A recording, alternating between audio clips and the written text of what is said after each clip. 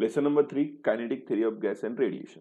आता त्यात काही बेसिक पॉईंट आहेत तुम्हाला माहित असतील, पण तरी पण एकदा रिव्हिजन म्हणून घेतोय आपण. What is the different state of matter? तर तुम्हाला 3 स्टेप माहित आहेत आपल्याला कुठले कुठले असतात. पहिलं solid, liquid and gas. Okay, basic point आहेत. नंतर यांच्यातलं सॉलिड, लिक्विड, गॅस यांच्यातलं डिफरन्स कसा सांगतो आपण? त्यांच्या इंटरमॉलिक्युलर अट्रॅक्शन वरतून. इंटरमॉलिक्युलर अट्रॅक्शन वरतून सांगतो. म्हणजे तुम्हाला माहिती आहे सॉलिड सॉलिड म्हणजे दोन सॉलिडच्या ज्या काही गोष्टी असतात त्यांच्यामध्ये इंटरॅक्शन खूप जास्त असतं. म्हणजे एकमेकांना अट्रॅक्ट करण्याची ॲबिलिटी ती खूप जास्त असणार आहे, मोर असते याच्यात. आणि जसं जसं तुम्ही गॅसकडे जाणार आहे, लिक्विड मध्ये मीडियम म्हणूया आपण, आणि गॅस मधली जे अट्रॅक्शनची कॅपॅसिटी आहे ती लो असते, बरोबर, सगळ्यात कमी असते. आणि याच्यामुळे त्याच्यावरतून ठरवतो आपण कोण लिक्विड कोण गॅस वगैरे. त्यानंतर गॅस लॉ काय असतं? गॅस लॉ हे 3 तुम्हाला काल आपण डेरिवेशन बघितले त्याचे गॅस लॉचे. त्यासाठी काही सायंटिस्टची गरज आहे. पहिले कुठले होते? बॉइल्स लॉ, नंतर होता चार्ल्स लॉ, आणि तिसरं ॲव्होगॅद्रो. ॲव्होगॅद्रोचा हायपोथिसिस होता.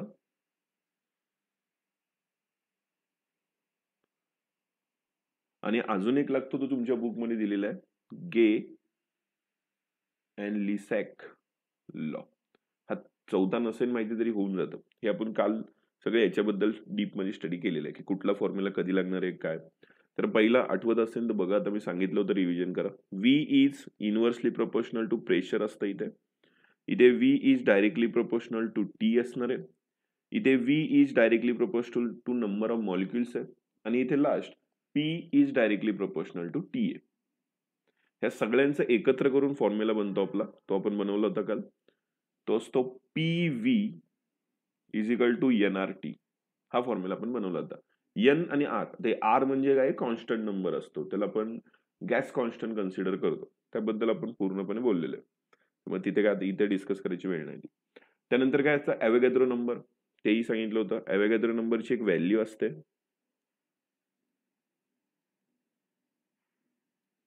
ती असते 6.022 मल्टिप्लाय बाय 10⁻23.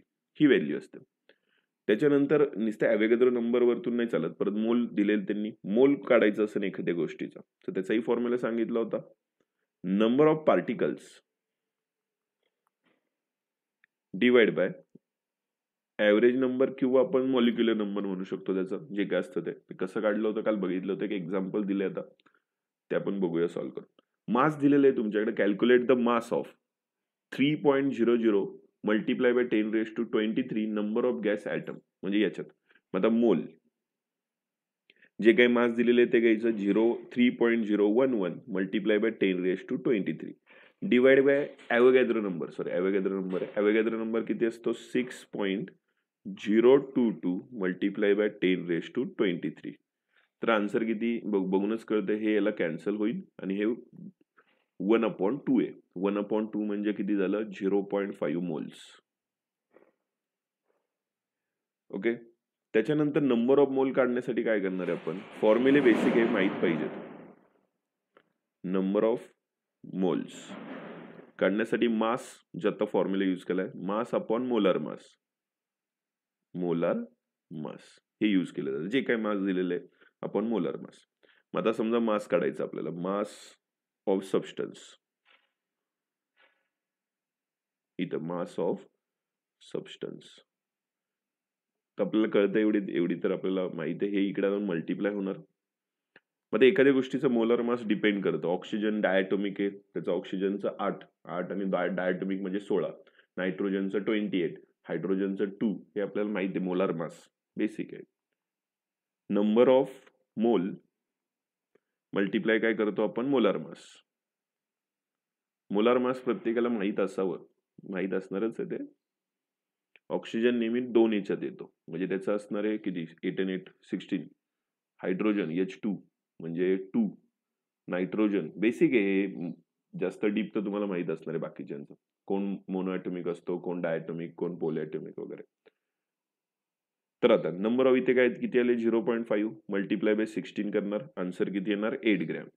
जर तुम्हाला सांगितलं मी आता याच्यातच हे आता दिलेल्या क्वेश्चनच घेतलं, पण जर सांगितलं तुम्हाला 2 मोल आहे, मल्टिप्लाय बाय किती करणार 16, म्हणजे तुमच्याकडे किती असणार आहे 32 ग्रॅम.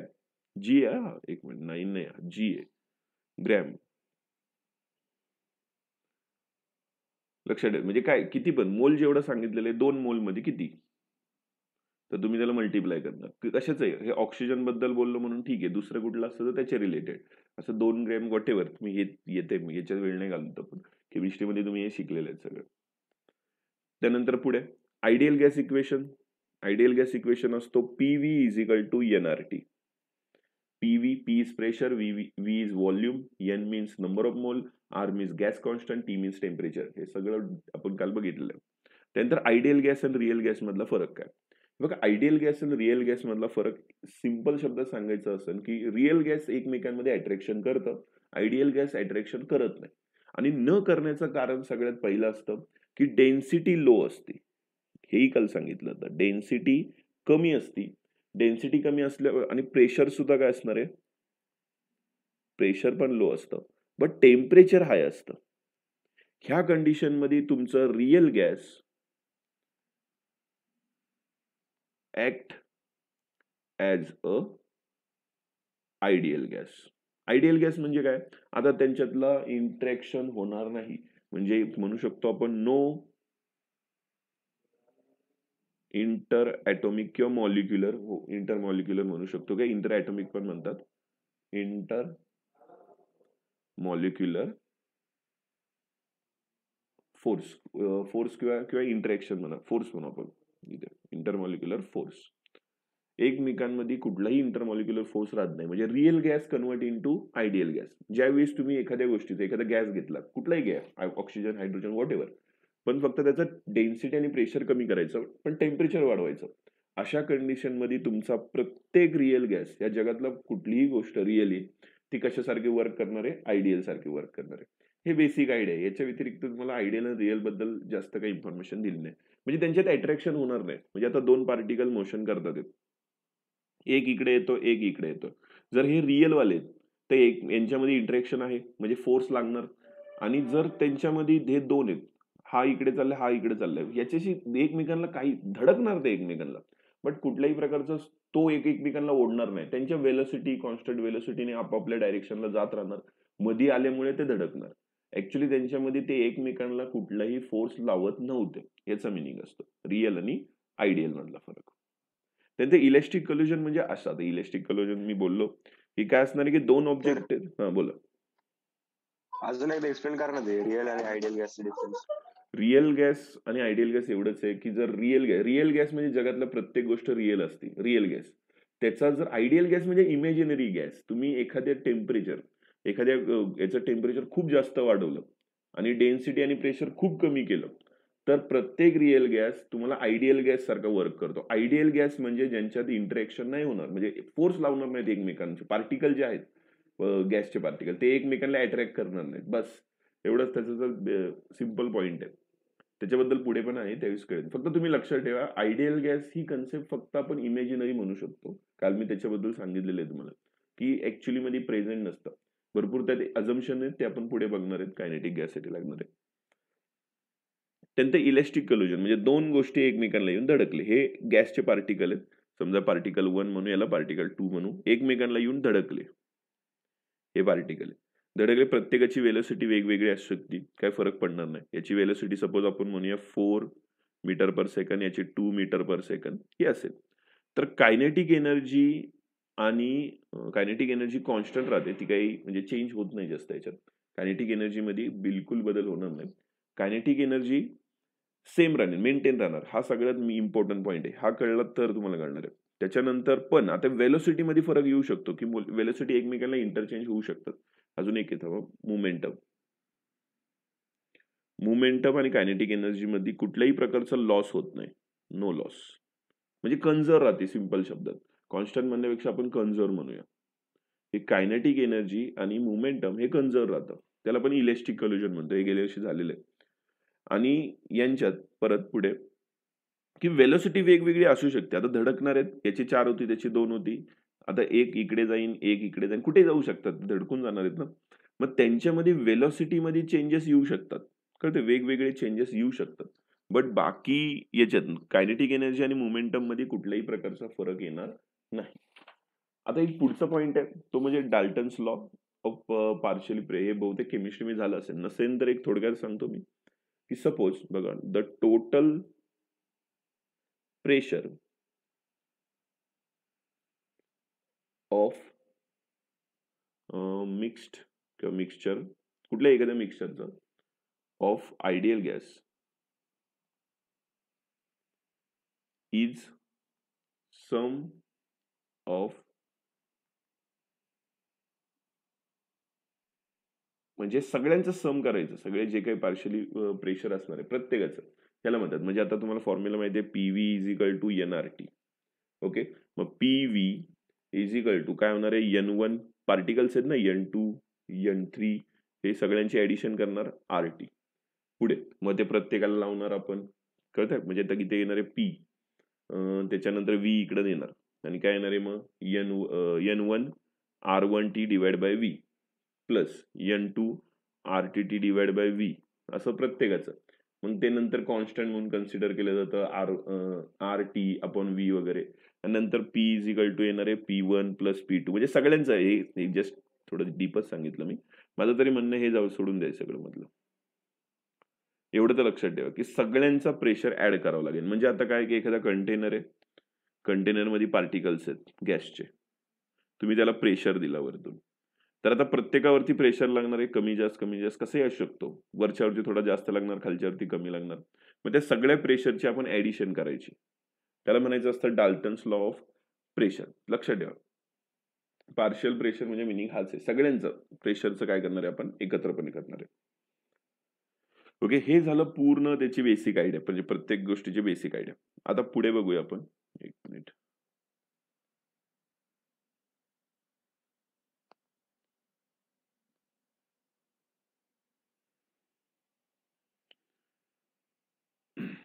हे तर तुम्हाला काल सांगितलं, डाल्टनने शोधलं, हे जस्ट हे काल आपण बोललेलो आहे सगळं, त्यामुळे इथे नाही घेत तो. हे लॉ बघितलेले आहेत सगळे, इथून स्टार्ट करूया.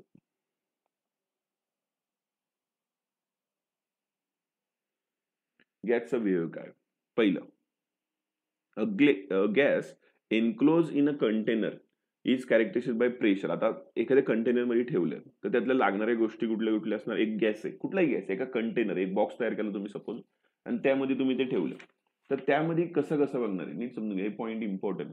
तर काय काय बघणार आहे आपण, त्याचं प्रेशर, व्हॉल्यूम बघणार, टेम्परेचर वरती लक्ष ठेवणार.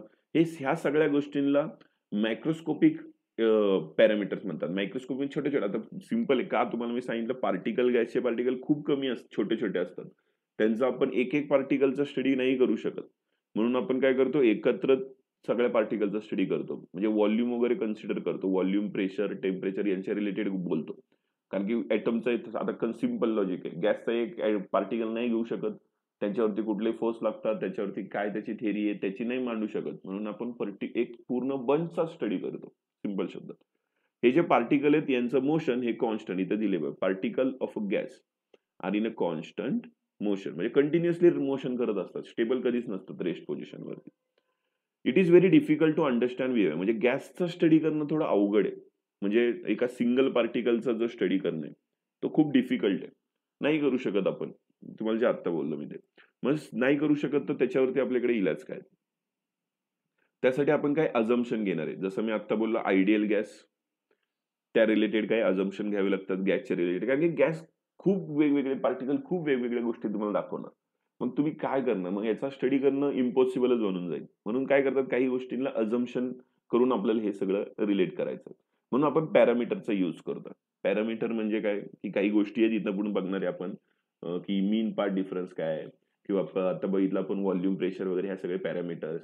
परत प्रेशर मध्ये काय फरक येतो, रूट मीन स्क्वेअर वेलोसिटी काय असतं, मीन स्क्वेअर वेलोसिटी काय असतं, ह्या गोष्टी थोड्या बघणार आहेत. मॅक्सवेलनी काय सांगितलं वगैरे, ह्या सगळ्या गोष्टी. सर बोला बोला, हॅलो, हॅलो बोल ना. सर ते सेकंड पॉइंट दिले, पार्टिकल्स ऑफ द गॅस हम्म. Are in constant motion. म्हणजे प्रत्येक पार्टिकलची आता कधी कधी वेलोसिटी म्हणजे चेंज असते, मग ते कॉन्स्टंट मोशन नाही, मध्ये ते कसे मी असते? आपण पार्टिकल बद्दल नाही बोललो, आपण गॅस बद्दल बोललो.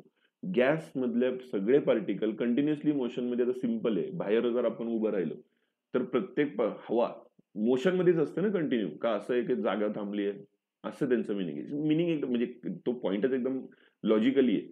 लक्ष ठेव, काय म्हणणं आहे त्यांचं की हवा ही प्रत्येक वेळी खेळती असते, असा सिंपल शब्दाचा अर्थ आहे. बाकी त्यात काही नाही, पार्टिकल नाही. वेलोसिटी, कॉन्स्टंट वेलोसिटी असा शब्द नाही वापरला त्यांनी, मोशन हा शब्द वापरला. मोशन म्हणजे काय की कंटिन्युअसली मोशन मध्ये असते. म्हणजे सिंपल सिंपल शब्दात हवा ही खेळती असते. ओके, म्हणजे तुम्ही गॅस कंटेनर मध्ये जरी बांधून ठेवला तरी त्याच्यामध्ये ते खालीवर इकडे तिकडे चालू असतं त्यांचं मोशन. वेलोसिटी कॉन्स्टंटच असते प्रत्येक पार्टिकलची. बट ते नंतर बोलू आपण तो पॉइंट. आता जे दिले तेवढंच सांगतो मी. आता रिअल, जे आयडियल आणि रिअल बद्दल बोललो आपण ते पॉइंट.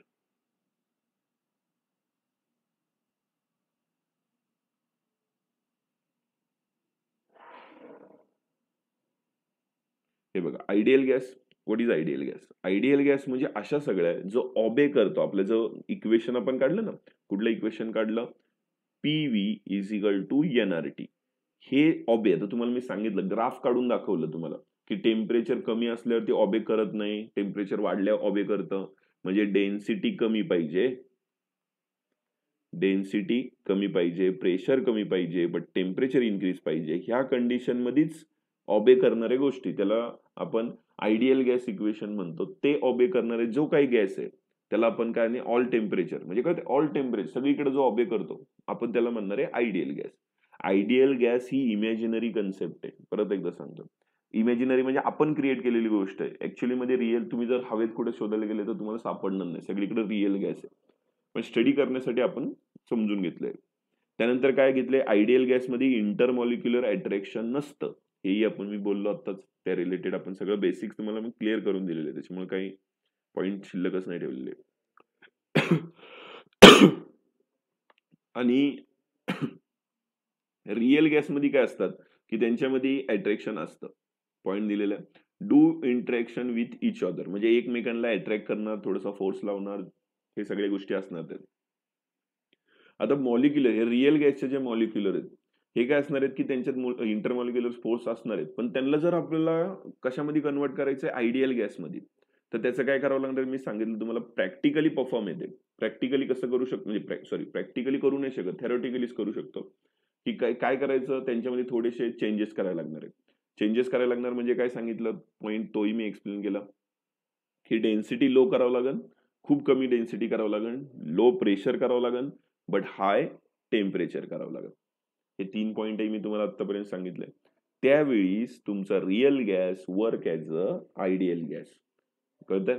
हा जास्त सिंपल ठेवा एकदम. पॉईंट सांगतो तेवढे लक्षात ठेवले तुम्हाला एवढ्या मोठ्या लाईनी लक्षात ठेवायची गरज पण पडणार नाही. ओके, त्याच वेळी फक्त काय होऊ शकतो, इथं क्लिअर मेन्शन केलेला पॉइंट आहे, behave real gas is close to that ideal gas. म्हणजे ह्या कंडिशनला, अंडर दोज कंडिशन तुम्ही काय करणार आहे, तुमचा रिअल गॅस कुणासारखा वर्क करणार आहे, आयडियल गॅस सारखा. कंडिशन कळली आहे? लो डेन्सिटी, लो प्रेशर आणि हाय टेम्परेचर. कुठलाही गॅस घ्यायचा, त्याची डेन्सिटी कमी करायची, प्रेशर कमी करायचं आणि टेम्परेचर इन्क्रीज करायचं. बोला. सर तो दुसरा पॉइंट नाही समजा.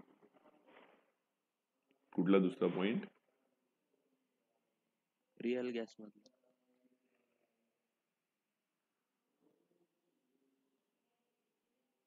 हे बघ काय दिलंय, if the atom and molecules of real gas are so far, म्हणजे खूप डिस्टन्स वरती असेल, that there is no practical, म्हणजे practically no interaction between the, म्हणजे आता दोन हे मला सिंपल सांगा. आता मला एक आपल्याकडे कंटेनर आहे, सिंपल पॉइंट आहे, खूप लांब आहेत समजा. तर आता खूप लांब असेल तर त्यांच्यामध्ये अट्रॅक्शन असणार आहे का? असणार आहे, बट खूप लो असणार आहे. म्हणून आपण त्या कंडिशनला ते म्हणतात आयडियल गॅस म्हणून टाकायचं. खूप लांब असेल तर. ओके, खूप लांब असेल तर सिंपल आहे ना, जेवढं लांब जाणार आहे आपण सनच्या, तेवढं ग्रॅव्हिटेशनल फोर्स काय होणार आहे, कमी कमी होत जाणार आहे, हे माहिती आहे आपल्याला. मग सेम तोच पॉईंट दिलेला आहे त्यांनी तो पण. म्हणजे एकमेकांपासून जर गॅसचे पार्टिकल खूप लांब असतील तर काय कन्सिडर करू शकतो त्यांच्यातलं इंटरमॉलिक्युलर फोर्स सुद्धा काय असणार आहे, वीक असणार आहे. जवळ असलेले इंटरमॉलिक्युलर फोर्स जास्त असणार, लांब असलेले इंटरमॉलिक्युलर फोर्स कमी असणार. हे आयडियल गॅस बद्दल बोलणे. आता रॅन्डम मोशन ऑफ गॅस हा पॉइंट करून आता सॉरी काय झालं, रॅन्डम मोशन तर झालं ना, पुढचा पॉइंट आहे बहुतेक. ठीक आहे, अझम्पशन. आता कायनेटिक गॅस समजून घेण्यासाठी तुम्हाला बोललो आपल्याला काहीतरी गोष्टी अजम करून चालायला लागेल. आता हे कळणं खूप गरजेचं आहे अझम्पशन. आता परत मध्ये गेलं तुम्ही म्हणता हे कुठून आलं वगैरे, त्याच्यामुळे नीट समजून घ्या हे अझम्पशन. आता नेचर ऑफ गॅस सगळ्यात पहिलं पॉइंट आहे की एखादा तुम्ही अझम्पशन करणार म्हणजे आता कन्सिडर करा तुम्हाला काहीच माहित नाही, तुम्ही स्वतः एक्सपेरिमेंट करताय, आयडियल गॅस इक्वेशनचा स्टडी करायचा आहे. तुम्हाला माहिती आहे ह्या जगामध्ये असा कुठलाच गॅस नाहीये की जो आयडियल आहे, सगळे रिअल गॅस आहेत. तुम्ही त्याला आयडियल कन्सिडर करणार. मग आयडियल आता गॅसची इमेज तुमच्या डोक्यात तयार झाली पाहिजे. आता गॅस तुम्हाला माहिती आहे हवा आहे, त्याची काय तुम्ही इमेज तयार करणार आहे, बट काहीतरी एक इमेज तयार करावं लागेल ना, तर तुम्ही स्टडी करू शकता. कुठलीही गोष्ट शिकायची तर काहीतरी इमेज तयार करावं लागेल डोक्यामध्ये. मग ती काय इमेज तयार केली त्यांनी, त्यांचं काय म्हणणं आहे गॅसमध्ये large number of tiny particle म्हणजे खूप छोटे छोटे करोडो पार्टिकल्स असतात, खूप पार्टिकल्स असतात. असं पहिला पॉईंट आहे. दुसरा पॉईंट काय आहे की हे पार्टिकल रिजिड असतात. त्यानंतर काय असणार आहे इलेस्टिक, परफेक्टली इलेस्टिक म्हणजे काय की कायनेटिक एनर्जी आणि मोमेंटम लूज नाही करणार आणि स्पेअर मध्ये असतात. असे गोल असतात, ते रिजिड असतात. रिजिड म्हणजे ते लगेच त्यांचं काही ब्रेकडाऊन वगैरे होणार नाहीत असे असतात, नाही तर फुटतात बिटतात, त्याला रिजिड नाही म्हणत आपण. रिजिड म्हणजे त्यांच्यात काही बदल नाही होणार लवकर असं म्हणतो आपण. आणि परफेक्टली इलेस्टिक म्हणजे कसे की त्यांच्यातली धडकले ते समजा कुणाला जाऊन एखाद्या पार्टिकलला जाऊन धडकले किंवा भिंतीला जाऊन धडकले. कन्सिडर करा एका रूम मध्ये तुम्ही 2-4 पार्टिकल सोडले, 2-4 हवेचे आता इमॅजिन करण्यासारखा पॉईंट आहे हा, त्याशिवाय नाही. आणि ते पार्टिकल कुठेही मोशन करतात, इकडे जातात तिकडे जातात, कुठेही जातात. कधी जाऊन भिंतीला धडकतील, कधी एकमेकांमध्ये धडकतील. पण धडकल्यावरती त्यांच्यामधली कुठल्याही प्रकारचं मोमेंटम आणि कायनेटिक एनर्जीचा लॉस नाही होणार आणि परत इकडे तिकडे धडकत बसणार ते.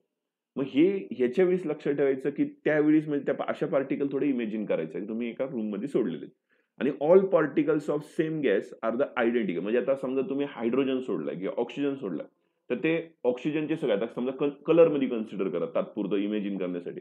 समजा हायड्रोजनचे येल्लो कलरचे, तर तुम्हाला सगळीकडे हायड्रोजनचे येल्लो कलरचे दिसणार, सगळे एकमेकांना सारखे असणार. लगेच करणार हा हायड्रोजनचा आहे, हा हायड्रोजनचा आहे. आणि जर ऑक्सिजनचा समजा तात्पुरतं इमेजिन सांगतोय, तर खरंच तुमच्या डोक्यात येईन येल्लो कलरचा असतो, इमेजिन करा तात्पुरतं. आणि समजा हायड्रोजन आहे किंवा ऑक्सिजनचा थोडा वेगळा कलर, रेड कलर लक्षात ठेवा. तर म्हणजे प्रत्येकाचं आयडेंटिकल असतात. आयडेंटिकल म्हणजे काय, सेम असतात. म्हणजे त्यांच्या साईज मध्ये किंवा आपण त्यांच्या शेप मध्ये म्हणू शकतो, किंवा मास. आता मास तर निग्लिजिबलच धरतात, निग्लिजिबल म्हणजे अतिशय निग्लिजिबल, पण एक त्यातला त्यात असं कन्सिडर करू आपण. हा पहिला पॉईंट. त्याच्यानंतर पुढे काय दिले, ऍक्च्युअल व्हॉल्यूम ऑकर. आता हा पॉईंट थोडा इम्पॉर्टंट आहे, समजून घेणं खूप इम्पॉर्टंट आहे. काय दिले बघा, actual volume occur by a gas molecules is negligible when compared to volume of gas. आता काय दिले, हा पॉइंट समजून घेणं भरपूर मुलांना चॅलेंजेस आहे. की बघा आता परत एकदा सांगतो काय बोलणे. आता समजा मी कंटेनर काढूनच दाखवतो, म्हणजे थोडंसं डोक्यात आलं तर ठीक, नाही आलं तर इट्स ओके. हा तसाही तुमच्या सिलेबस मध्ये नाहीये, पण मी असावं इन्फॉर्मेशन म्हणून दिलेलं आहे. की आता हा समजा माझ्याकडे कंटेनर आहे, इथे पार्टिकल्स आहेत सपोज, तर ह्याला कन्सिडर केलं जातं व्हॉल्यूम ऑफ गॅस. लक्षात ठेवा, इथं लिहिले बघा. आणि समजा हा कंटेनर, परत हाच कंटेनर आहे, पण मी एक प्रोसेस केली आणि सगळे गॅसचे पार्टिकल हे जे काय होते सगळ्यांना एका कॉर्नर मध्ये फिक्स करून घेतले. तर ह्याला म्हणणार आहे व्हॉल्यूम ऑफ मॉलिक्युल्स. लक्षात ठेवायचं. तर त्यांचं काय म्हणणं आहे आता बघा, नीट समजून घ्या. काय दिले, volume by gas molecules is negligible when compare to volume of gas. म्हणजे हे 0च्या बरोबर असेल, पण ज्यावेळेस याचं वेट केलं, म्हणजे कन्सिडर याचं वेट केलं इमेजिन करण्यासाठी, नाही तर खरंच डोक्यात घेऊ नका, थोडी इमेजिन साठी बोलतो असतो मी काही गोष्टी. की सपोज याचं वेट आहे 20 kg, तर याचं फार 2 ग्रॅम एवढं निघन असं त्यांचं म्हणणं आहे. की तुम्ही जर सोडलं सगळीकडे, रूम मध्ये सोडून दिले सगळे पार्टिकल, तर त्याचं वेट किती निघन, थोडं जास्त भरल. आणि ते सगळे तुम्ही एका जागेत कलेक्ट करून घेतले, तर त्याचं वेट एकदम निग्लिजिबल भरल असं त्यांचं म्हणणं आहे. हा पॉइंट आहे. आता ऍक्च्युअली हे पॉसिबल नाही. काहीतरी मास असेल ना, 2 ग्रॅम काय, 2 ग्रॅम म्हणजे निग्लिजिबल थोडीच होतं, काहीतरी थोडंफार मास असेल. म्हणजे हा पॉइंट थोडासा कॉम्प्लिकेटेड आहे, त्यामुळे नाही समजलं किंवा डोक्यात नाही आलं तरी इट्स ओके. फक्त मला मुद्दा सांगायचा होता म्हणून. फक्त एवढं लक्षात ठेवा की व्हॉल्यूम ऑफ गॅस आणि व्हॉल्यूम ऑफ मॉलिक्युल्स मधला फरक काय असतो, तो पॉइंट होता.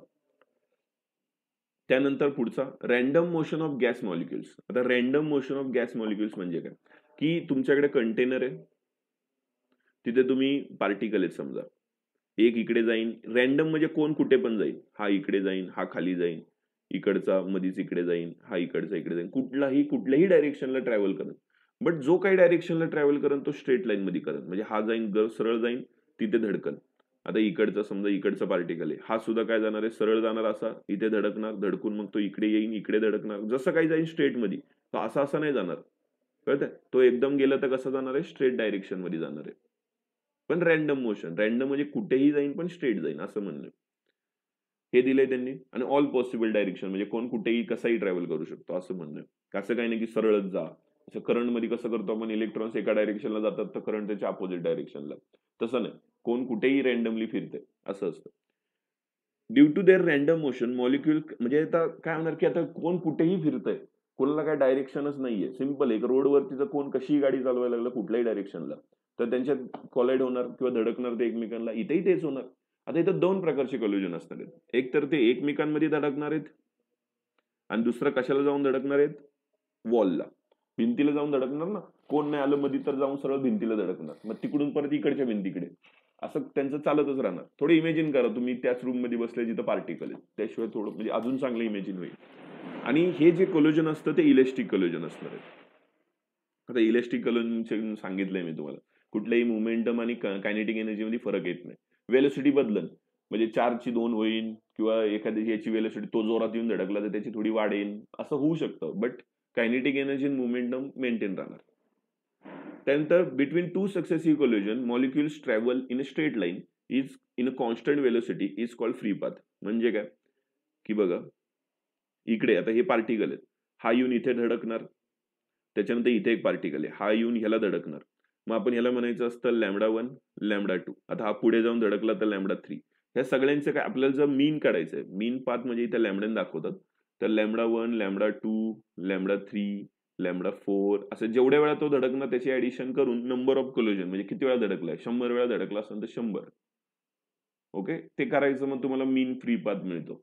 आता हे थोडंसं आपल्याला काढत नाही बसायचं, पण एक सांगितलंय की फॉर्म्युला काय. मीन फ्री पाथ म्हणजे काय, मीन कुठल्याही गोष्टीचा मीन कसा काढायचा, किती वेळा धडकला. इथे दिले टू सक्सेसिव्ह कोल्युजन मधलं लागणारं डिस्टन्स, ते सगळं घ्यायचं आणि ते कलेक्ट करून त्याचं काय करायचं, डिवाइड बाय, म्हणजे मीन काढायचं सिंपल शब्दात. त्याला आपण फ्री पाथ कन्सिडर करतो. हा पॉईंट लक्षात राहिला पाहिजे. व्हॉट इज फ्री पाथ हा क्वेश्चन विचारला तर हे बघा, इथे एक आहे, इथे एक पार्टिकल आहे आणि इथे एक पार्टिकल आहे. हे बघा, इथं धडकला, हे झालं फर्स्ट कोल्युजन. आता इथून तो इथपर्यंत गेला, मग हे काय झालं, सेकंड कोल्युजन. मग ह्यांच्यामधला जो डिस्टन्स आहे हा मधला, ह्या डिस्टन्सला काय म्हणणार आहे आपण, फ्री पाथ बोलतोय. आता ह्या पण डिस्टन्सला फ्री पाथच म्हणणार आहे. ओके, म्हणजे दोन धडकण्यामधल्यांचा जो अंतर आहे त्याला काय कन्सिडर करणार आहे, फ्री पाथ. याच्या पुढे जाऊन परत एकदा तो धडकेल, परत तिसऱ्यांदा जाऊन धडकेल, जेवढ्या वेळा धडकूया. आता पुढे जाऊन इथं पार्टिकल, इथे जाऊन जरी धडकला तरी यांच्यामधला डिस्टन्स सुद्धा काय असणार आहे, फ्री पाथ. ओके, इथं पण यांच्यामधलं डिस्टन्स फ्री पाथ आणि सगळ्यांची ऍडिशन करायची, मीन काढायचं. मीन फ्री पाथ म्हणलं की काय करायचं, याचं ऍडिशन करायची, लक्षात ठेवायचं. पुढे time taken for collision is very small as a compare to required to the cover free path. काय सिंपल पॉईंट आहे, शब्दात बघा थोडंसं काय. आता हे थोडे शब्द समजून घेणं तुम्हाला अवघड आहे, पण लक्षात ठेवा काय म्हणणं आहे त्यांचं. की काय त्यांचं काय म्हणणं आहे, दोन इथला पार्टिकल ह्या दुसऱ्या पार्टिकलला येऊन धडकला तर यांच्यामधला डिस्टन्स मी बोललो होतो, ह्या मधल्या डिस्टन्सला काय म्हणणार आहे आपण, फ्री पाथ. ओके, तर त्यांचं काय म्हणणं आहे, हे फ्री पाथ आहे आणि एकमेकांमध्ये याला धडकून पुढे जाण्याचा जो टायमिंग आहे तो अतिशय कमी असतो. आता नॉर्मल एवढं कोणही सांगू शकतं की डिस्टन्स ट्रॅव्हल, आता दोन गाड्या चालल्यात समजा, दोन गाड्या एकमेकांच्या बरोबर अपोजिट डायरेक्शन एकमेकांच्या साईडला चालल्या आणि येऊन धडकायला किती सेकंद लागेल, 1 सेकंद. आणि एकमेकांकडे यायला ऑब्व्हियसली एकापेक्षा जास्त काहीतरी टायमिंग लागेल. बस तोच मिनिंग आहे. म्हणजे काय की दोन ज्यावेळेस एकमेकांना, हा इकडे येतोय सपोज आणि हा इकडे येतोय, त्यांचं दोघांमध्ये एकमेकांच्या जवळ यायला समजा 2 सेकंद लागले, धडकायला किती सेकंद लागेल, 1 सेकंद सुद्धा नाही लागणार, टायमिंग कमीच लागणार ना. मग तेच त्यांनी सांगितलंय, time taken for collision is very small compare to free path. म्हणजे डिस्टन्स जेवढं ट्रॅव्हल करून यायचंय, धडकायला खूप कमी टायमिंग लागेल, असं मिनिंग आहे. त्याच्यानंतर पुढं pressure of gas is due to the collision of molecular with wall. म्हणजे जर तुम्हाला त्या कंटेनरचं म्हणजे आतलं प्रेशर काढायचं असेल तर ते किंवा ते प्रेशर कशामुळे असतं हे समजून घ्यायचं. तर प्रेशर एकाच कारणामुळे असतं, ते असतं नंबर ऑफ कोलिजन. म्हणजे किती वेळा आता एखादे पार्टिकल सारखे सारखे वॉलला जाऊन धडकतात आहेत, तर याचा अर्थ ते काय प्रेशर इन्क्रीज होतं. म्हणजे प्रेशर जास्त आहे, जेवढा वेळ जास्त वेळा धडकणार तेवढा जास्त प्रेशर. कमी धडकला तर आतलं प्रेशर कमी. आता सिंपल आहे, प्रेशर जास्त असलं पार्टिकल जास्त मूव्ह करणार आणि फास्ट धडकणार बाजूला वॉलला जाऊन. आता वॉल म्हणजे दरवेळेस तुम्ही एखादी रूमच कन्सिडर असं नाही, बलून पण म्हणू शकता. बलून मधलं प्रेशर वॉलमध्ये म्हणण्यापेक्षा थोडं बलून अजून चांगलं होईल. थोडी इन्क्रीमेंट करा तुमच्या इमॅजिनेशन मध्ये, की काय होणार की वॉलला धडकताय, मग त्याच्यावरतून कळतं की प्रेशर किती आहे. आता kinetic energy of gas is only and only depend on temperature. टेम्परेचरवरती डिपेंड असतं. तुमचा ऑक्सिजन आहे किंवा हायड्रोजन आहे किंवा नायट्रोजन आहे, व्हॉट एव्हर कुठलाही किंवा आर्गॉन आहे, व्हॉट एव्हर कुठल्याही गॅसचा संबंध नाही. ते फक्त आणि फक्त कशावरती डिपेंड आहे, तुमच्या टेम्परेचरवरती. म्हणजे टेम्परेचर तुम्ही हाय करताय लो करताय त्याच्यावरतून कायनेटिक एनर्जी मध्ये बदल येईल. हा पॉइंट आहे. त्यानंतर जे हा खालचा पॉइंट सांगितलाय, नो इंटरेक्शन फोर्स बिटवीन, म्हणजे कुठल्याही दोन पार्टिकल मध्ये अट्रॅक्शन नाहीये. ते एकदम आरामात आपापल्या डायरेक्शनने चाललेत, कोणीही कोणाला खेचत नाही, काही नाही असं त्यांचं म्हणणं. हे सगळे आहेत सर अजम्पशन. बोला. ते 6th पॉइंट सांगितलंय, kinetic energy of gas depends only on temperature. म्हणजे कसं सर, म्हणजे नक्की टेम्परेचर जर जास्त असेल तर कायनेटिक एनर्जी पण असं जास्त, ऑब्व्हियसली असं काहीतरी जास्त आहे का? होणार ना. मग सिंपल आहे, त्यांची स्पीड वाढणार. सिंपल आहे. टेम्परेचर जर हाय केलं तर काय होणार आहे, पार्टिकल काय होणार विचार करायचा. त्यासाठी काय होणार, टेम्परेचर हाय केलं की पार्टिकल जास्त जोरात पडणार इकडे तिकडं, बरोबर ना. तुम्ही त्यांना तर आगेवच ठेवणार, म्हणजे टेम्परेचर वाढवताय म्हणजे मग ते पळणार जास्त. मग आता काय कायनेटिक एनर्जी कधी प्रोड्यूस होते, ज्यावेळेस पार्टिकल मोशन मध्ये असतात. जेवढे जास्त मोशन मध्ये तेवढी जास्त कायनेटिक एनर्जी. लॉजिकली आन्सर होतं त्याचा.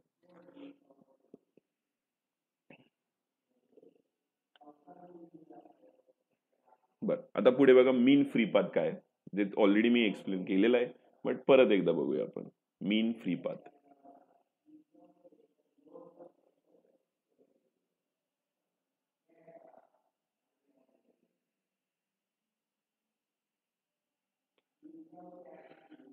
आता ही डायग्राम रफ नाही करत मी. पार्टिकल आहे, सपोज पार्टिकल ए जाऊन इथे ब्लॅक कलरच्या, आता जो पार्टिकल जो रेड कलर मध्ये पार्टिकल दाखवलेला आहे तो एकच पार्टिकल आहे. तो ट्रॅव्हल करतोय फक्त. आपण त्याच्या ट्रॅव्हलचं डिस्टन्स फक्त बदलूया.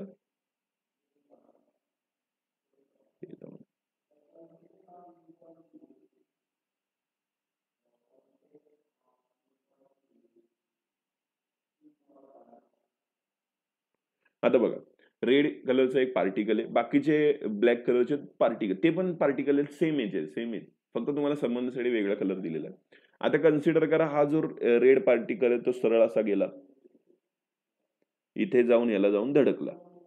इथे जाऊन धडकल्यावरती काय झालं, त्याच्या इथपर्यंत डिस्टन्सला आपण फ्री पाथ म्हणणार आहे, बरोबर. त्याच्यानंतर तो आता धडकल्यावर डायरेक्शन चेंज झाली, वेलोसिटी पण चेंज झाली.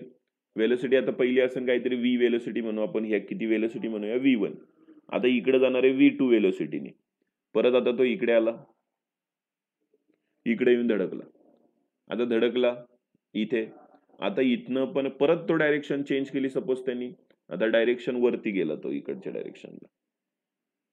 आता वेलोसिटी वेगळी असेल, धडकला ना. बघा इथे इलेस्टिक कोलिजन झाले, म्हणजे आता धडकून. इलेस्टिक कोलिजन अजून एक सिंपल सांगतो. एक बॉल बघा, तो 5 रुपयाचा 10 रुपयाचा माहित नाही मला, ज्यावेळेस मी लहान होतो त्यावेळेस 5 रुपयाचा तो एकदम बंप करणारा बॉल मिळायचा, एकदम छोटा असतो, खूप रबर सारखा असतो तो, पूर्ण रबरच असतो. म्हणजे तो तुम्ही एकदा टाकला की 100 वेळा वर खाली करतो, तसला बॉल. एकदम किती, आता तो प्रॉपरली इलेस्टिक कोलिजन नाहीये, पण एक इमेजिन करण्यासाठी ठीक आहे. तुम्ही जेवढा जास्त फेकणार तो स्पीडने, तेवढा जास्त तो दंदन इकडे तिकडे फिरतो. माहित असेल तुम्हाला, ते कधी बघितलं असेल तुम्ही तर बघा. म्हणजे तेवढा इलेस्टिक कोलिजन म्हणा, म्हणजे त्यांच्यात काहीच फरक पडत नाही. बाकीचे बॉल कसे असतात की टाकलं की हळूहळू त्यांचं स्पीड कमी होतं, बट तो खूप जास्त फिरतो इकडे तिकडे. आता याची वेलोसिटी चेंज होणार, हा इकडे येऊन धडकणार, इथे येऊन धडकल्यावरती परत आता त्याची वेलोसिटी इथे सुद्धा थोडीशी चेंज होणार. तो इकडे आता V4 वेगळी वेलोसिटी इथनं, परत इथे येऊन धडकणार. म्हणजे त्याचं चालूच राहणार, इकडे तिकडे कुठे पण तो इकडे असं सरकतच राहणार कंटिन्युअसली. वेलोसिटी 4 वगैरे होत राहणार. मग आता तुम्हाला सांगितले मीन काढ. आता काय तुम्ही प्रत्येकाचं कॅल्क्युलेट करत बसणार का, हा पार्टिकल किती वेळा धडकला, किती वेळा त्याचं डिस्टन्स कव्हर केलं, एकदा जवळ होता एकदा लांब होता. आता एखादा पार्टिकल इथंच असेल तर काय करेन, आता तो इथं येऊन धडकला होता, आता जी डायरेक्शन चेंज झाली, इकडे आला तो, आता वेलोसिटी 5 नी वेगळी वेलोसिटी 5 म्हणजे वेगळी वेलोसिटी, इथं येऊन धडकला. आता किती आहे बघा, ह्याला आपण लॅम्बडा म्हणणार आहे, हे डिस्टन्स लॅम्बडा 1, खाली आलेलं लॅम्बडा 2, वरती गेलेलं लॅम्बडा 4, इथं 3 4, इथं लॅम्बडा 5. मग आता कमी जास्त आहे ना, आपण थोडीच मेजर केलं की सेम डिस्टन्स वरती धडकलंय. पार्टिकल एक धडकलं परत धडकल, सांगू नाही शकत आपण, म्हणून मीन काढतात कुठल्याही गोष्टीचा मीन, कमी जास्त व्हॅल्यू असती म्हणून. मग लॅम्बडा इज इक्वल टू घेतो आपण lambda 1 plus lambda 2 plus lambda 3 plus lambda 4, असं किती वेळा धडकलाय, n नंबर ऑफ टाइम्स धडकतो तो, आणि डिवाइड बाय काय घेणार आहे, n. ह्याला म्हणायचं असतं मीन फ्री पाथ, मीन फ्री पाथ. आणि n चा मिनिंग आहे नंबर ऑफ कोलिजन्स, म्हणजे तो किती वेळा धडकलेला आहे असा मिनिंग असतो. आता पुढे गेल्या तुम्हाला अजून 2-3 गोष्टी आहेत. आता मीन वेलोसिटी आता दाखवूनच टाकतो, बुक मध्ये थोड्याशा गोष्टी कमी केलेल्या आहेत तुम्हाला, बट माहित पाहिजेत सगळ्या गोष्टी, कारण की इथे तुम्हाला कशामध्ये पण कुठेही विचारू शकतो. काही सिंपल आहेत 2 याच्यात. मीन वेलोसिटी, मीन वेलोसिटी म्हणजे व्ही डॅशने दाखवतात मीन वेलोसिटी. आता वेलोसिटी वेगवेगळी आहे, दिसतीच आहे तुम्हाला, मग तुम्ही त्याची काय करणार, ऍडिशन, v1 प्लस v2 असं कुठपर्यंत vn पर्यंत, जेवढ्या वेळा धडकणार तेवढ्या वेळा वेलोसिटी बदलत राहणार, डिवाइड बाय n. हे झालं. त्याच्यानंतर असतं मीन स्क्वेअर वेलोसिटी. मीन स्क्वेअर वेलोसिटी म्हणजे आहे तेच सगळ्यांना स्क्वेअर करायचं, हेच स्क्वेअर, इथेही स्क्वेअर, इथेही स्क्वेअर, इथेही स्क्वेअर. हे झालं मीन स्क्वेअर वेलोसिटी. आणि नंतर आपल्याला बघायचं आहे टोटल डीप मध्ये, पण एक आहे हा पॉईंट, आता इथनं पुढे जो पॉईंट सांगतोय मी, मे बी 1 मिनिट पुढच्याच पेजवरती कदाचित थोड्या वेळाने, पण तरी एक शॉर्ट मध्ये सांगून टाकतो. याला म्हणतात मीन रूट मीन स्क्वेअर वेलोसिटी.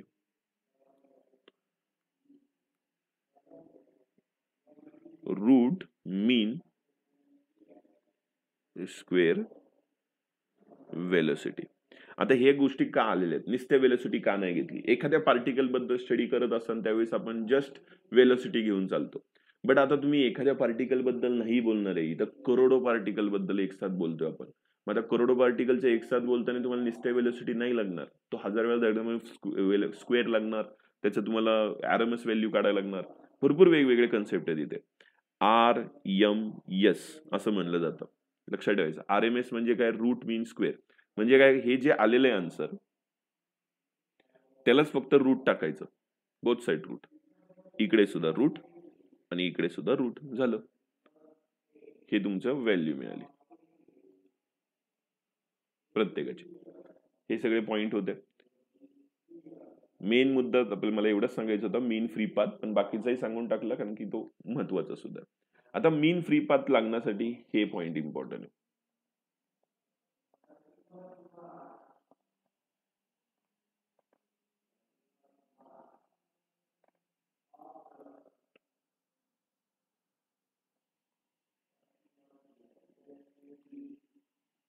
आता बघा, पहिले काय दिलंय, मीन फ्री पाथ म्हणजे काय, सगळ्यांचा काय करणार आपण, एक पूर्ण ऍव्हरेज काढायचा. काय दिले बघा, define as average distance travel by molecules with constant velocity between 2 successive collision. आता कॉन्स्टंट वेलोसिटीचा मिनिंग समजून घ्या, नाही तर इथं म्हणतात तुम्ही वेलोसिटी चेंज सांगितलं आणि इथं कुठून आलं कॉन्स्टंट वेलोसिटी. कॉन्स्टंट वेलोसिटी त्यांनी पूर्ण स्टेटमेंट वाचायचं. काय दिलेलं आहे, average distance between average distance traveled by a molecular with constant velocity between 2 successive collision. काय, 2 successive collision म्हणजे कॉन्स्टंट वेलोसिटी कधी आहे, 2 सक्सेसिव्ह कोलिजनची मधली, म्हणजे कुठल्या डिस्टन्स मध्ये, ह्या एवढ्या डिस्टन्स मध्ये, ह्या डिस्टन्स मध्ये कॉन्स्टंट आहे ना, V1 म्हणलेलं आहे आपण, कळतं. त्याच्यानंतर त्यांचं म्हणणं नाही, पुढच्या वेळी 2 सक्सेसिव्ह कोलिजन म्हणजे एवढंच असतं, त्याच्यानंतर पुढचं एवढं, यांच्यामध्ये सुद्धा सेम राहिली पाहिजे. ती V2 म्हणलोय आपण, सेमच राहिली ना, काही इथलं मध्येच चेंज झाली, इथं V1 ने निघालं मध्येच V3 झालं, असं नाही ना झालं, सेमच राहिली V2 पर्यंत, डायरेक्ट धडकल्यावरतीच बदलतीये, अशा वेळीच कॉन्स्टंट म्हणतात. म्हणून शब्द नीट समजून घेत जा. नाहीतर असं म्हणताना चुकीचं शिकवतात ते. तसं काही नाही, जे आहे तेच आहे. ओके, कॉन्स्टंट वेलोसिटी हे पहिलं पाहिजे. मग त्याला म्हणायचं ऍव्हरेज डिस्टन्स. सिंपल शब्दात मेन पॉईंट मुद्दा हाच आहे, average distance travel by molecules.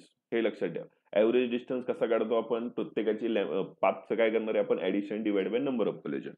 आता पुढे पॉइंट आहे, mean free path is inversely proportional to density. Inversely to density हे लक्षात ठेवा. इनव्हर्सली टू डेन्सिटी, डेन्सिटीचा फॉर्म्युला वगैरे आपल्याला माहित पाहिजे. डेन्सिटीचा फॉर्म्युला असतो N/V. आता इथे N म्हणजे काय, number of molecules. Number of molecules म्हणजे किती मॉलिक्युल्स आहेत बाबा पूर्ण त्या कंटेनर मध्ये. आणि V म्हणजे व्हॉल्यूम, किती व्हॉल्यूम आहे मग त्याचं.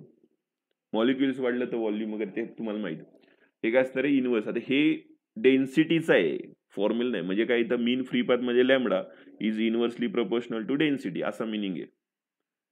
ओके, पण हा एक फॉर्म्युला सांगितलं मी तुम्हाला, पुढे लागणार आहे आपल्याला म्हणून. हे कळलं. त्याच्यानंतर याचं मिनिंग काय की डेन्सिटी तुम्ही वाढवली, बघा डेन्सिटी जर तुम्ही वाढवली तर कोलोजन जास्त होणार. सिंपल आहे. मला सांगा पार्टिकल डेन्सिटी वाढवणं म्हणजे काय की आतली संख्या वाढवणं. आता सिंपल आहे, मला तुम्हाला डेन्सिटीचा मिनिंग काहींना समजत नसेल ना किंवा अर्थ नसेल समजत तर सोपा सांगतो की डेन्सिटी म्हणजे लोकसंख्या वाढवणं. आता पार्टिकलचं वाढवलं, आता डेन्सिटी आपण म्हणतो डेन्स पॉप्युलेशन किंवा रेअर पॉप्युलेशन. डेन्स पॉप्युलेशन म्हणजे काय की पार्टिकल, आता समजा आपण म्हणलो असं Pirangut is a dense area. Dense area म्हणजे काय की तिथं खूप जास्त पॉप्युलेशन आहे. किंवा एखादं गाव म्हणलं पौड वगैरे, तिथं रेअर म्हणजे खूप कमी लोक असं म्हणलं जातं. डेन्स म्हणजे गर्दी, सिंपल शब्द. मग आता इथं तेच दिलेले की काय इनव्हर्सली म्हणजे तुमची डेन्स, आता काय डेन्सिटी वाढली, लॉजिकली विचार करायचा इथे. जर तुमची डेन्सिटी वाढली म्हणजे पार्टिकल्स वाढले तर धडकणार पण जास्त ना. रोडवरती गर्दी जास्त झाली तर धडकण्याची, कोणीही कुठेही जाते आणि त्यात मग धडकणार पण तेवढेच जास्त, केसेस सुद्धा तेवढेच जास्त होणार. कळतंय, लोकसंख्या वाढली तर पॉप्युलेशन वाढले तेवढंच आपण काही सांगण्यासारखं नाही, कळतंय तुम्हाला. आणि जसं जर तुम्ही कमी असेल डेन्सिटी तर कमी हे होणार आहे, काय काय की डेन्सिटीचं कमी असेल तर कोलिजन कमी होणार, गर्दी कमी असेल तर धडकण्याचे चान्सेस पण कमी आहेत ना, असं पण आहे. आणि त्याच्यावरतूनच समजायचं डेन्सिटी जास्त असेल, दिलं डेन्सिटी जास्त असेल, पहिला पॉइंट डेन्सिटी जास्त असेल तर मीन फ्री पाथ काय असणार आहे, स्मॉल असणार आहे, कारण की ते एकमेकांना इनव्हर्सली प्रोपोर्शनल आहे ना. मग त्याच्यावरतून मीन फ्री, आता सिंपल आहे, कमी धडकणार म्हणजे डिस्टन्स पण कमी ट्रॅव्हल करणार. कमी वेळा धडकला म्हणल्यावर फ्री पाथ पण कमी झाला ना, असं असतं. पुढे काय असणार आहे, mean free path is inversely proportional to size of the molecules. आता मला सांगा साईज मोठा असेल, समजा कन्सिडर करा हायड्रोजनचा ॲटम एवढा आहे आणि ऑक्सिजनचा एवढीच आहे. आता हायड्रोजनचा ॲटम किती वेळा धडकणार, सिंपल गाडी बघा, टू व्हीलर कुठून पण निघून जाईल, 4 व्हीलर धडकणार 4 वेळा. आता समजा कन्सिडर करा आपण मॉलिक्युलच्या ऐवजी गाड्या कन्सिडर करू. काहींक 4 व्हीलर आहे, काहींक ट्रक आहे, काहींक 2 व्हीलर आहे, काहींक सायकल आहे, व्हॉट एव्हर. जर सगळ्यात छोटा जो असेल तो कमी धडकणार, ज्याची साईज छोटी आहे. आणि ज्याची साईज मोठी आहे तो सारखाच 5-5 मिनिटं म्हणजे सारखाच जाऊन कोणाला धडकणार. एक बेसिक थोडा आयडिया लावा, सगळं बेसिकली क्लिअर मेन्शन करून दिलेलं आहे त्यांनी. आणि एकदम सिंपल पॉईंट मध्ये तुम्हाला मी इथं दिलेलं आहे, बुक पण बघायची गरज नाही तुम्हाला. तर याच्यावरतून एक फॉर्म्युला क्रिएट करायचा असतो. तर आता साईज म्हणल्यावरती येणारी काय, एखाद्या गोष्टीची साईज म्हणतो आपण, तर कशावरतून डिपेंड करणार, त्याची डी वरतून, डायमीटर. बट इथं क्रॉस सेक्शन एरिया घेतो, अख्खा पार्टिकल बद्दल बोलायचं आपल्याला, कारण की धडकण्याचे चान्सेस इथेही धडकू शकतो, पार्टिकल मध्ये धडकू शकतो, बाजूला धडकू शकतो. असं काही नाही ना की समोरून बघतोय, 3D इमेजिन करायचं आपल्याला, सिंपल शब्द. म्हणून नुसतं डायमीटर घेऊन नाही चालणार, डायमीटर स्क्वेअर घेतात फॉर्म्युलासाठी. याच्यावरतून आपल्याला एक फॉर्म्युला बनवायचा आहे. हे बघा, परत सांगतो, आपल्याला याच्यातून एक फॉर्म्युला बनवायचा आहे. तर आता ह्या दोन याच्यातून कळलं तुम्हाला काय दिलं इथं, इनव्हर्सली प्रोपोर्शनल टू. इथं बाजूला लिहितो, पहिला फॉर्म्युला काय, 1/, ते डेन्सिटी इनव्हर्सली प्रोपोर्शनल टू, याचं सुद्धा inversely proportional to D square. हे दोन मिळालं. ह्या दोघांना आपण एकत्र करून घेतलं तर लॅम्बडा इज इक्वल टू काय येणार आहे, आता लॅम्बडाचा डायरेक्टली प्रोपोर्शनल टू साईन द्यावं लागेल आपल्याला प्रोपोर्शनलचं, is equal to 1/ρd square. आता इथे इनव्हर्सलीचं साईन, ते प्रोपोर्शनलचं साईन घालवायचं असेल, तर काहीतरी कॉन्स्टंट देतात. आता याचा जास्त विचार करू नका, फक्त सांगतोय हे कॉन्स्टंट व्हॅल्यू आहे, ती सांगितली आहे सायंटिस्टने, तुम्ही नाही करत बसायची. आणि इथं ρd स्क्वेअर, याच्या पुढेही तुम्ही कन्स्ट्रक्ट करू शकता, फक्त रोच्या व्हॅल्यू तुम्हाला सांगितली ती टाकायची, वरती दिलेलीच आहे ती. इथे येणार आहे N/V, हा मिळाला तुम्हाला फॉर्म्युला. ओके, म्हणजे या 2-4 स्टेप वरतून तुम्हाला एक फॉर्म्युला मिळू शकतो. एक आणि असाइनमेंट वगैरे कंटिन्यू ठेवा. ठीक आहे, थँक्यू.